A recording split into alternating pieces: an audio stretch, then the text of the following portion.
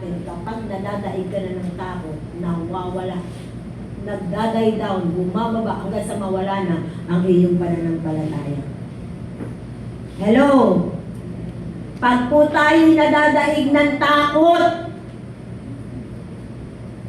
yung pananampalataya natin ay nawawala or bumababa hanggang sa mawala.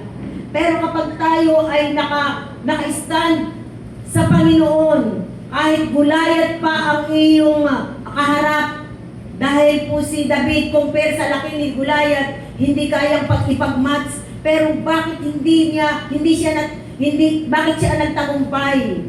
Dahil hindi siya natakot sa laki ni Gulayat, dahil may Diyos siyang makapangyarihan sa lahat. Amen. Hallelujah.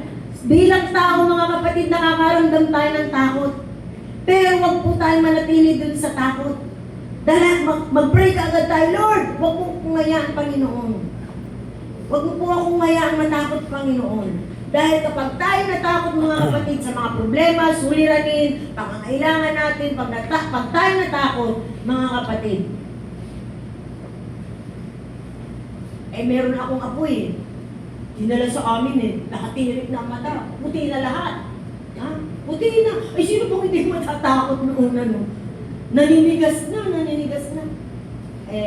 Naalala ko nga pala ng sato. Dinirin ko, in Jesus name. Kasi nung una, nawala po ako, ganun ang ginawa, dinala sa ospital. Yung pala, napakataas ng lagnat. Naulit na, nanginginig na yung nanay. Naku, ano na ganyan, umiiyak. Siyempre, anak niya yun.